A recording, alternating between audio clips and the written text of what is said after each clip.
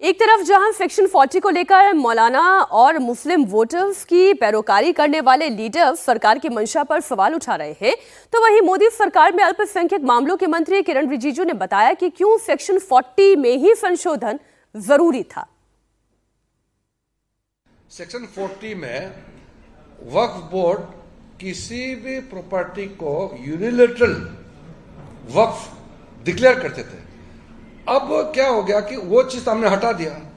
अब उसी चीज को वक्फ डिक्लेयर करेंगे जिसका सर्टिफिकेट है, जिसका डॉक्यूमेंट है, जिसका प्रमाण पत्र है, उसी को ही डिक्लेयर करेंगे। ऐसा नहीं है कि हिंदू और एंडोमेंट बॉडी वगैरह में नॉन हिंदूज नहीं होते हैं। कई उदाहरण है, वो ये नॉन हिंदूज भी हिंदू बॉडी में होते हैं। तो प्रयागराज में कुंभ मेला होता था। कुंभ मेला तो रिलीजियस है ना, तो आजम खान कैसे प्रेसिडेंट बन गया, उसका कैसे चेयरमैन बना कुंभ मेला का। किसी को अधिकार से वंचित नहीं करेंगे, ये गारंटेड है। और जिसको न्याय नहीं मिला उसको न्याय मिलेगा, ये भी गारंटी है। तहफ्फुज़ से औकाफ कारवां में राज्यसभा के सांसद रहे मोहम्मद अदीब भी शरीक हुए। उन्होंने वक्फ कानून को इस्लाम के खिलाफ बताया। मोहम्मद अदीब ने मुसलमानों के दिमाग में एक नई स्क्रिप्ट फिट करने की कोशिश की। उन्होंने समझाया कि कैसे जब से ये सरकार आई है तब से मुसलमानों के खिलाफ तमाशा हुआ है और अब उनके कत्ल की तैयारी है। यही समय है कि मुसलमान घर से निकलें और मुल्क में कैसे रहना है वो तय करें। संविधान तय ना करे, मुसलमान तय करें कि उन्हें मुल्क में कैसे रहना है। ये सरकार के खिलाफ खुली चुनौती नहीं तो फिर और क्या है। एक सोए हुए शेर को जगाया है तुमने, एक कौम जो सोई हुई थी उसको जगा दिया है। शुक्रिया मोदी साहब। हिंदुस्तान में जितने हमले हुए सब हमने बर्दाश्त कर लिए।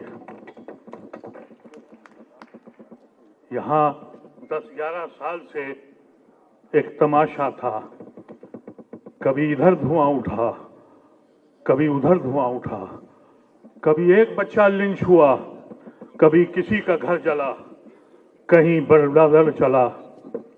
हम चुप रहे और खामोश रहे। लेकिन ये दीन का मसला आ गया, हमारे मसाजिदों का मसला आ गया, हमारे कब्रिस्तानों का मसला आ गया। शुक्र है और एहसान है पर्सनल लॉ बोर्ड का, उसने आवाज लगाई और बरवक्त आवाज लगाई। हिंदुस्तान की सोई हुई कौम, उसको एहसास हुआ अगर हमारा दीन नहीं तो हमारी दुनिया में वजूद का कोई मानी भी नहीं है।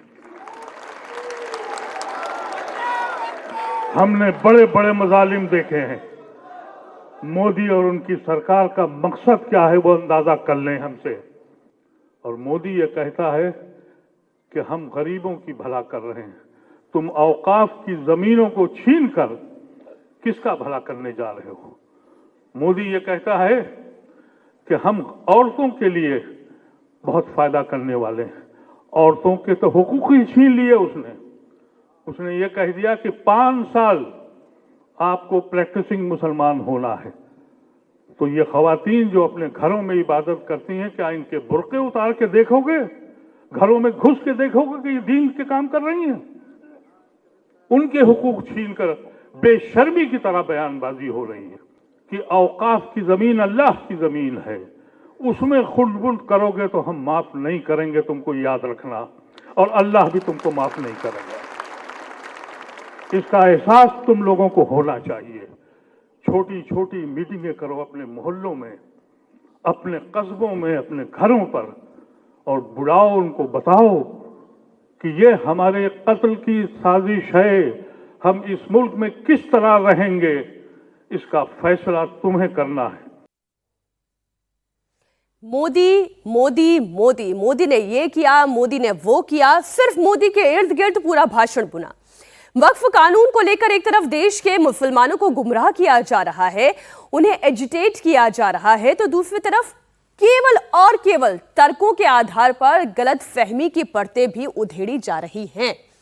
देश के हर मुसलमान को, जो चाहे दिल्ली के तालकटोरा स्टेडियम में बैठा है, जो किशनगंज में रैली कर रहा है, जो कर्नाटक के बेल्लारी में जुलूस कर रहा है या फिर जो हैदराबाद में जलसा कर रहा है, उस हर मुसलमान को बीजेपी अल्पसंख्यक मोर्चे के अध्यक्ष जमाल सिद्दीकी का बयान सुनना चाहिए। एक बहुत शानदार कानून माननीय प्रधानमंत्री श्री नरेंद्र मोदी ने बनाया है और देश भर में इसका स्वागत हो रहा है। इसमें परेशान वही लोग हैं, गुमराह वही लोग कर रहे हैं जिन्होंने प्रॉपर्टी पे कब्जा किया है, बेजा इस्तेमाल किया है, बेचा है और उसको हड़पा है। इस बिल को संशोधित कर जो हमारे ऊपर कलंक लग रहा था, जिसके वजह से इस्लाम और मुसलमान बदनाम हो रहा था कि वक्फ माफिया है, इस्लामी कानून को एक लूट का लाइसेंस के रूप से इस्तेमाल किया जा रहा था, जो सेक्शन 40 था उसको इसलिए हटाया है कि किसी के गरीब की प्रॉपर्टी को, किसी और की प्रॉपर्टी को वक्फ अपना बनाकर उसको बेचे ना। उसका जो इनकम है हमने निकाला है और हमने नहीं, सच्चर कमेटी नहीं बताया कि जो 2006 में रिपोर्ट थी सच्चर कमेटी की वक्फ पर, उन्होंने कहा कि जो इनकम है ये अगर समाज में अच्छे से इस्तेमाल किया जाए तो कम से कम 16,000 करोड़ रुपया मिलेगा। कब? 2006 में। और आता कितना था? 1,160 करोड़ रुपया।